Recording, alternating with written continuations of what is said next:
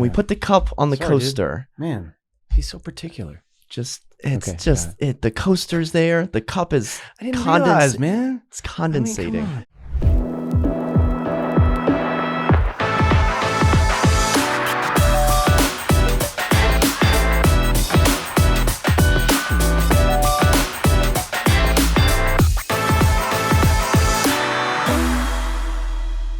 How's it going, everyone? Welcome back to another episode of the Shawn and Matt Show. My name is Matt, that is Shawn, and welcome to our show. Shawn, in today's episode, we're going to be talking about multiple offers and how there's not too many of them recently. The cup. Can we put the cup on the coaster? Dude. Man, he's so particular. The coaster's there. The cup is I didn't realize, man. It's condensating. I mean, yeah, condensation. We're going to be talking about foreign investors. They are back, and they are back with a vengeance. And then we're also going to be talking about a Zillow scam that is so painfully obvious, Shawn. But you want to know why we're talking about it? Because people still fall for it. It's this is the most obvious thing ever, but we need to talk about it because people out there are falling for this. So, with that being said, let's start with an article from Inman.com. Half of Redfin home offers now face no competing bids, new report says. So, Shawn, a Redfin report just came out that said in June last month, this report is almost a month old. Keep that in mind. Yep.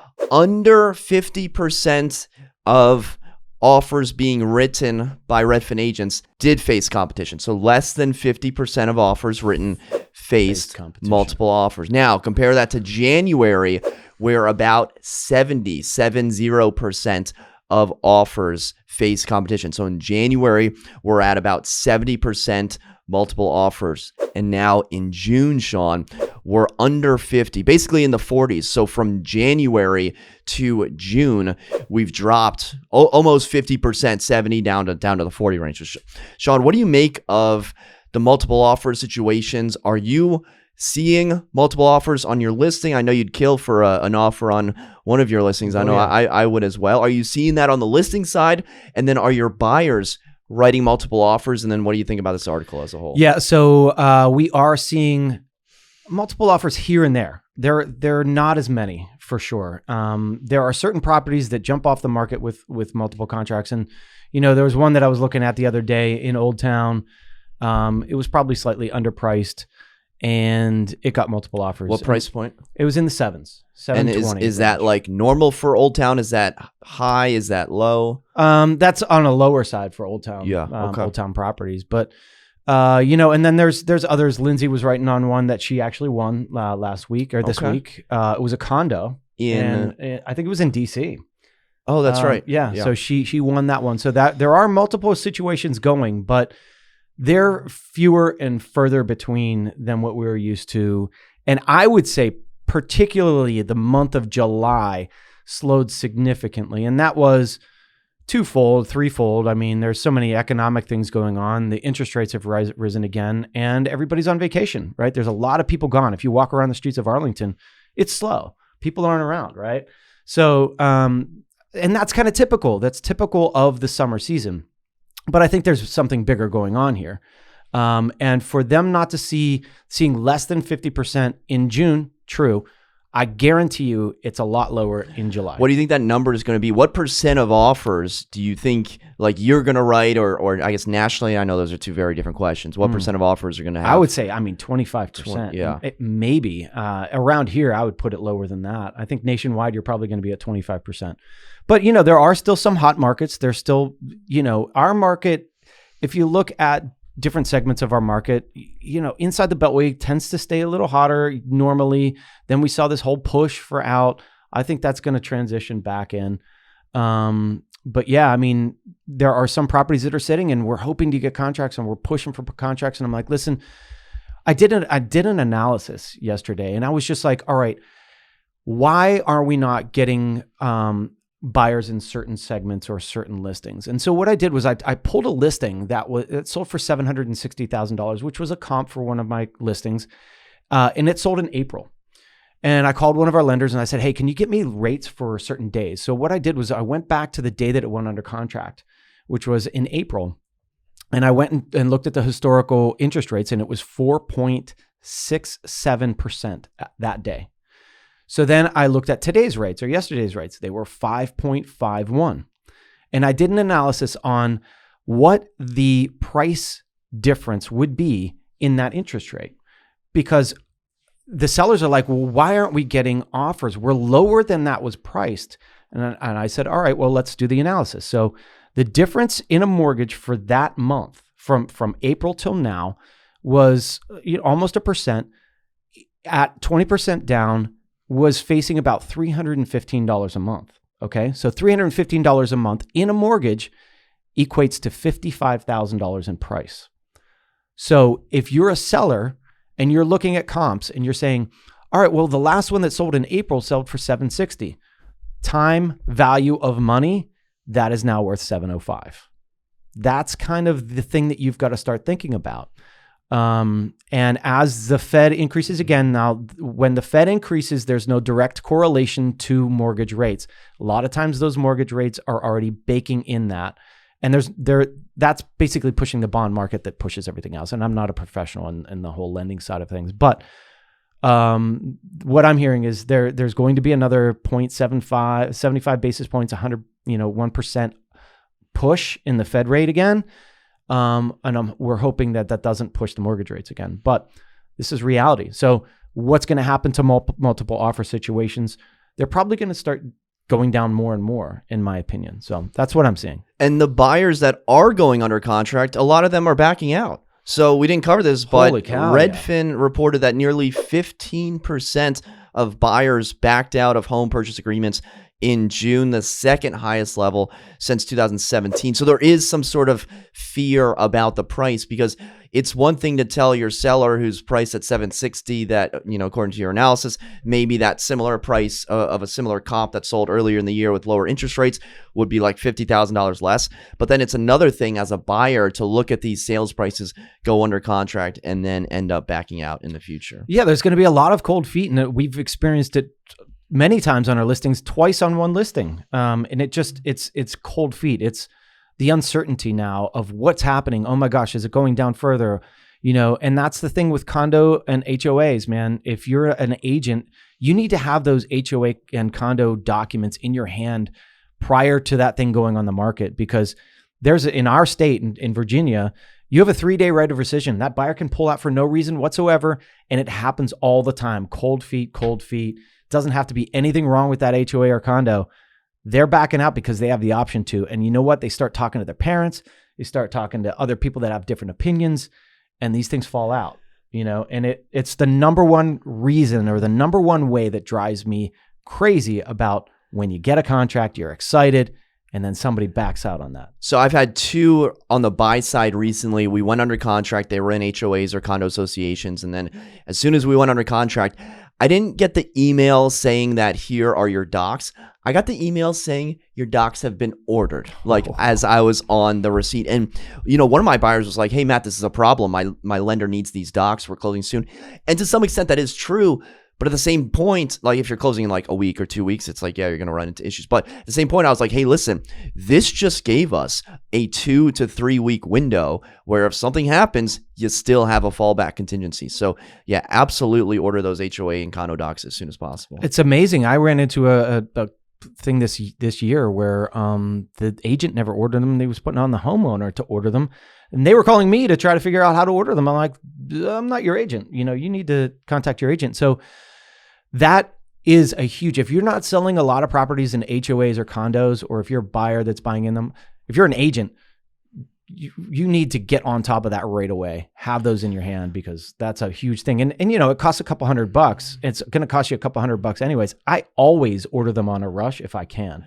I want them in my hand. Let's briefly cover the sales side of multiple offers, and then we'll move on to the next topic. Okay. Because talking about buyers, talking about multiple offers, what we're seeing. But as the listing agent, Shawn, there used to be this thing where you get an offer immediately at list price and you're like, no. We're waiting until the weekend, see what else comes through. But now on recent listings, I get an offer on Thursday or Friday. I'm like, hey, Mr. Seller, hey, Mrs. Seller, I think we might want to play around with this one. Strategy has completely changed, and you need to be very smart about this. Am I scared though? Is that like a scared instinct? No, I don't think so. If you get multiple offers, you're going to get 2, 3. I don't think they're going to go crazy. I would say that a bird in the hand right now, is what you're doing. I think it's more realistic. It's right? realistic. It's like we know, like, all right, so earlier in the year, we get that first offer. We know 5 more are coming, right? Yeah. We know 10 more are coming. Legend Gate Drive, like 20 more are coming. But now I'm like, I don't know if there's going to be another one coming. I got one show. You get one show and you got one contract. That's it. That's it. The first weekend, one of these listings that we had, one showing, one contract. And that But how many, sorry to interrupt, how many showings would that have gotten in January or in February? Oh, God. I mean, tons. 25. Like 20? Yeah. 25 agent showings. We would have had probably 10, 15 contracts. And that's the difference.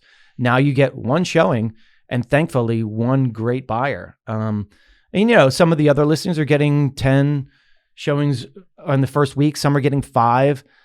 The average listing showings in like 22314 was like 2 showings a week. Like that was Old the town. First hour that it was on the market, you were getting 2 showings 6 months ago. Yeah. So it's completely changed. Yeah. The market is changing. And another thing that's changing, great transition by myself, Yes, Matt. is the international buyers, Shawn. So we've touched on this before where international buyers piled on the cash in 2019, held off in 2020. There was some sort of Chinese ban on international purchases. The Chinese banks didn't allow Chinese to purchase in America. That no longer is happening. So the Chinese are allowed to purchase. By the way, Shawn, do you see what is happening in China with the banks and the tanks set outside and that people aren't allowed to they pull can't out take their out money. the money? Yeah. That's a scary thing going on right now. Thing. But what we're seeing now, and an article from the New York Post, is that the Chinese spent 6.1 billion with a B, 6.1 billion on U.S. real estate last year. The Chinese were the most active buyers, with people from India, people from Mexico, and people from Brazil, in addition to Canada, rounding out the top 5. 6.1 billion is a lot of money. In total, foreign buyers spent $59 billion to purchase 98,000 existing homes in the U.S. in the previous 12-month period. 44% of those all cash sales. Wow. My question is, the market is clearly adjusting. The market is clearly correcting. Builders right now remember builders, paying out, pennies to realtors. Now they're like, hey, back, realtors, like we need you now. So I guess my question is with the market going down, we see a lot of international buyers coming in and purchasing.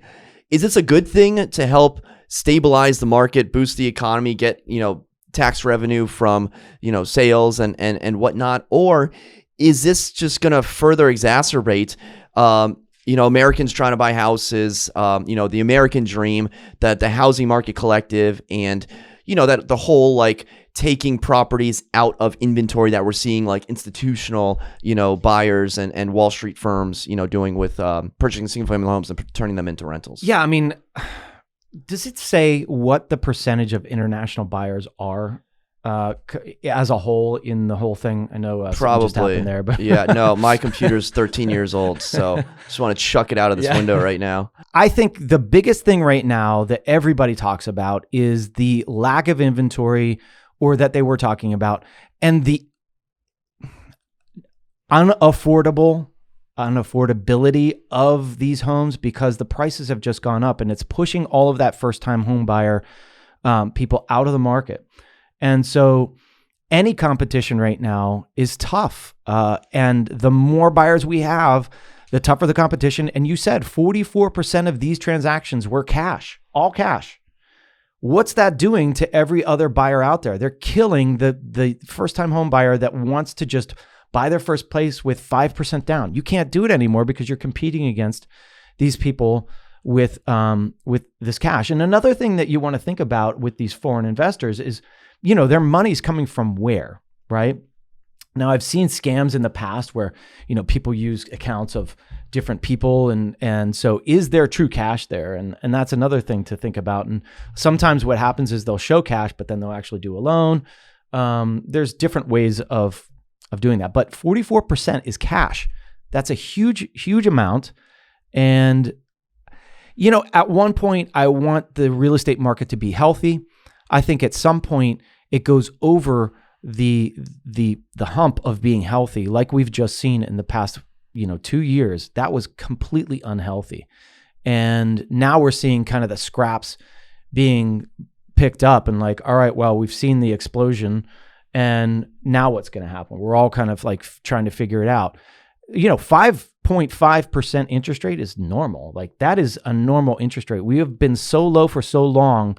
It was free money. Free money was causing the increases in values. Now we're seeing higher interest rates. We're going to see those values come down. And as values come down, foreign investors will kind of start pulling back a little bit until they feel like it hits the bottom, right? So it's a tough situation to be in. We naturally want the foreign buyers, but I think there should be a limit, right?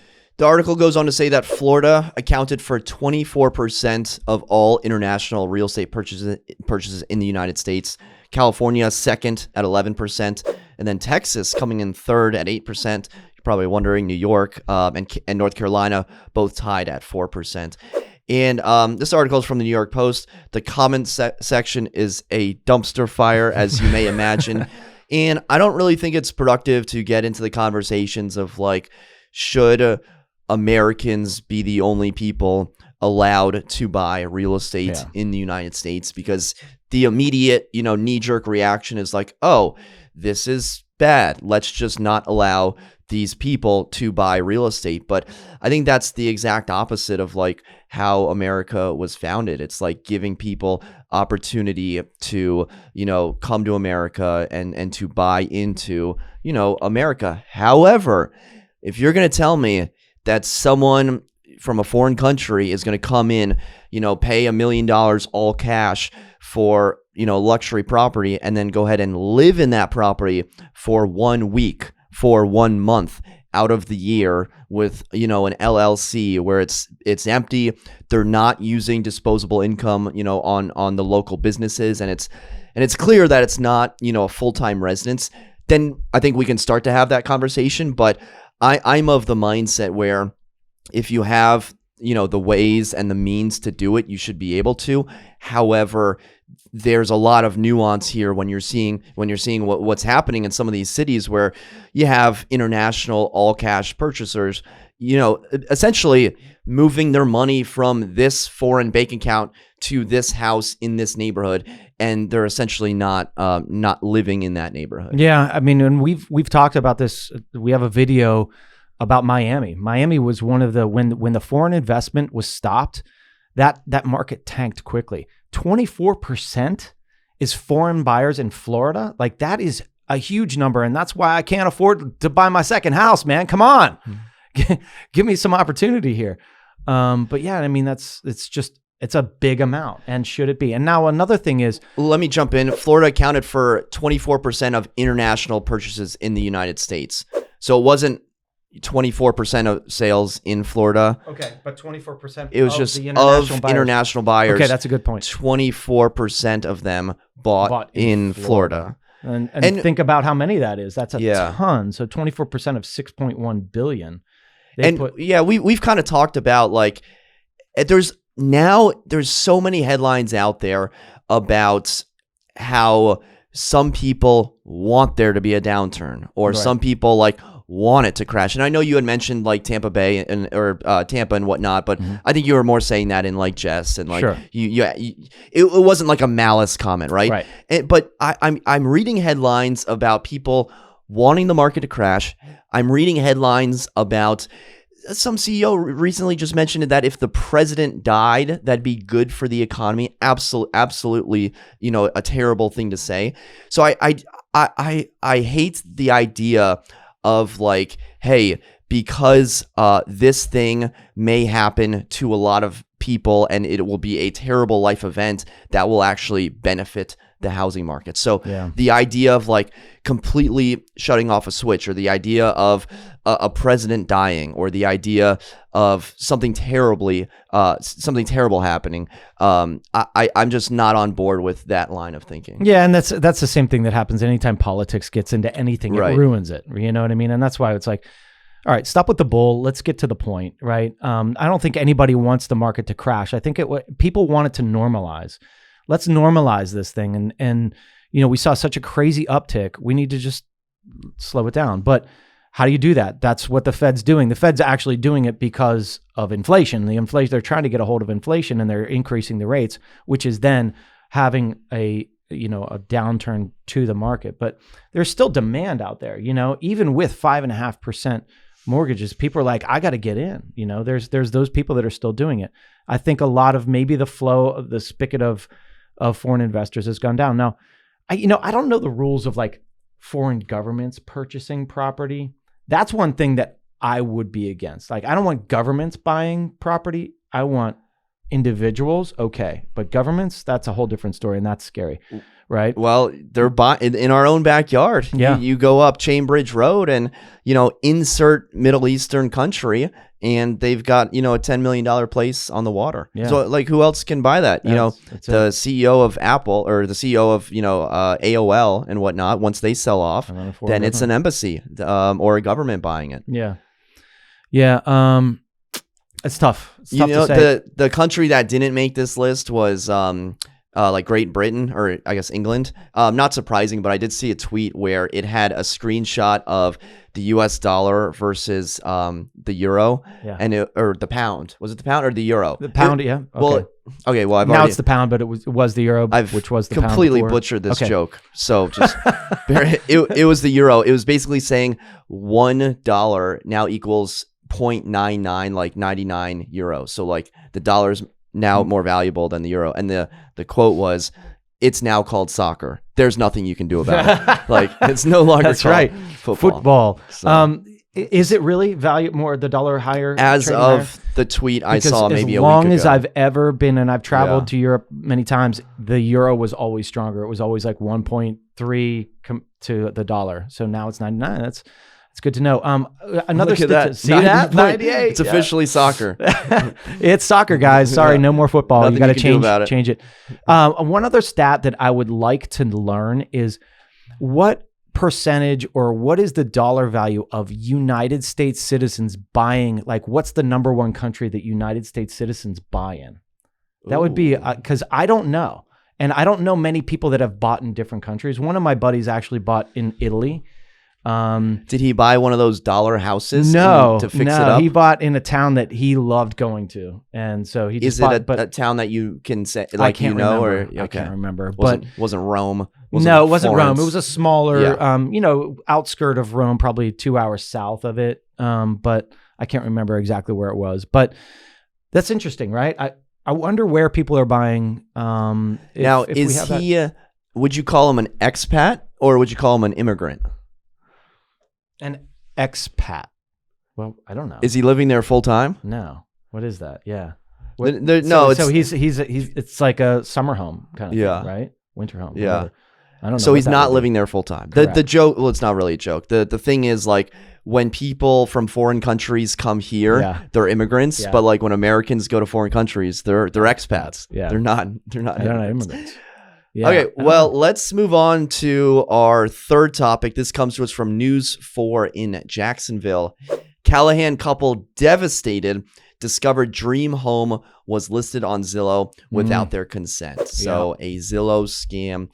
Real estate agent offers tips to avoid scams. Shawn, essentially, buyers move into their house, they're hanging out there, and all of a sudden a realtor shows up, starts taking pictures. They ask what's going on, and the realtor says she has an interested buyer for their property, and they say it's not for sale. Agent says sure it is, pulls up the listing, and I think the property itself probably worth around, they have a $1.2 million lot, and then they looked on Zillow, they had it for sale for $285,000. Now, everyone wants the too good to be true deal, and if you see something that's too good to be true, it probably is. But sure enough, people are falling for this scam. They said it was up for about 30 days. I don't know if they found anyone that actually, sent money or sent a deposit or something, but these scams happen, Shawn. And have you, first of all, does this surprise you? And have you come across any of these in your time? It does not surprise me. And yes, I have come across this. And when you sent this article back over to me, a couple days ago, my wife then sent me a listing. She's like, hey, Shawn, look at these. I mean, these horrible, there were something wrong with the listing, right? Basically, the writing was incorrect. And I looked at it, and the first thing I looked at was it said Arlington, Virginia, and it had a zip code of 22229. And I was like, all right, there's something wrong here because 22229 is not Arlington. And so I looked a little further, and it was actually a home, the picture of a home somewhere in southern. It was in Richmond. Yeah, it was like southern Richmond. Virginia. Yeah, and it wasn't listed at all from the research I did quickly. It was not listed at all, and so it was an Arlington listing for a cheap price, $300,000, $300,000, nice home. So naturally, the people are going to be like, "Oh my God, Arlington, Virginia, $300,000. I'm going to go after it." So this happens all the time, and the problem is this is what happens when you have a company or a website where users can create accounts and post their own home for sale.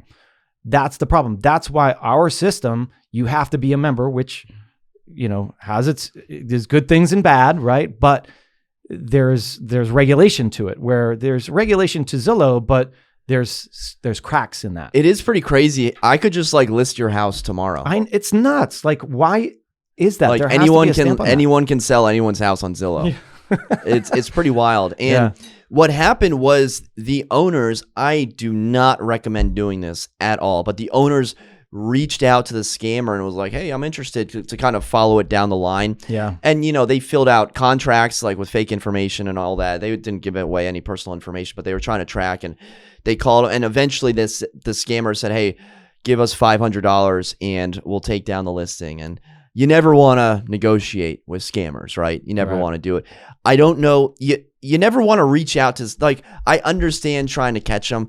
It's kind of a fool's game. What you want to do, reach out to Zillow, get the listing pulled. Once they reached out to Zillow, they called the police first, and the police essentially said no crime had been committed at that point. So they reached out to Zillow. 48 hours later, the listing is pulled. You go straight to Zillow. This happened actually on one of my listings. Now that I'm thinking about this, somebody had put it up for rent, and it was, it was listed for sale. And then Zillow, somebody scammed it, took all the pictures and put it on Zillow as a rental. And it was super cheap. And somebody's calling me. I'm like, what are you talking about? This isn't for rent. So I looked it up, and sure enough, it was there. I called Zillow. I said, and you can just go report on Zillow. This is a scam. Write the little thing. And they took it down within 48 hours. But it happens, I think, more than you think. And the funny thing is, I was watching YouTube this morning, and honestly, I don't know the guy's name, but he goes after scammers. I love it. Right. Yeah. So it's the call centers. Is he the call center guy? Yeah. So it was, he had blue hair and he had a hat on. I can't remember, but I'll look it up. Anyways, he went after a guy, and it was in Mumbai or something. Right. But these scammers were scamming people out of money and making them go to their bank. And if you fall for this stuff, I mean, it's usually the elderly that are falling for this, but they will, my parents are like, Shawn, is this a scam? I'm like, obviously it's a scam. Right. But they're not into this stuff. So it's easy for people to be taken advantage of. But I would love for this guy, I might contact him and be like, hey, can you try to find these Zillow scammers? We want to find out where these people are coming from, where they're starting, and how they're making money off this stuff, because it's well, I mean, crap. How many inquiries do you think someone's getting when a property is 80% off? They're probably getting a lot of people's contact information. I think the scam is eventually there's going to be a deposit, and then you wire that information to the fake title company that they've set up. So I think backtracking, how to avoid this. All right. This was a for sale by owner, quote unquote. So you can't really look up the real estate agent's profile, but you can certainly look up the tax records and cross-reference the name they give on Zillow to the tax records, and then any sort of title or wiring information, can be cross-referenced as well. So I think those would be the biggest things before your eyes get so big with, joy that you found this amazing deal. Well, here's another thing. Take that property and say it's too good to be true. You're thinking, I don't know, this kind of looks weird. look up the property in the actual like Zillow. You can look up a property, right? So just start typing it in. And when I did that, 2 different things came up. One was the correct address and one was the Arlington address, which was the other thing. So you can kind of see, all right, well, it's probably wrong. It's probably fake. So just make sure you do the research before you fall for this stuff. They're out there and it's prevalent and it happens to all of us. I think we've all had some sort of scam that people thought it was a real listing and we had to correct it.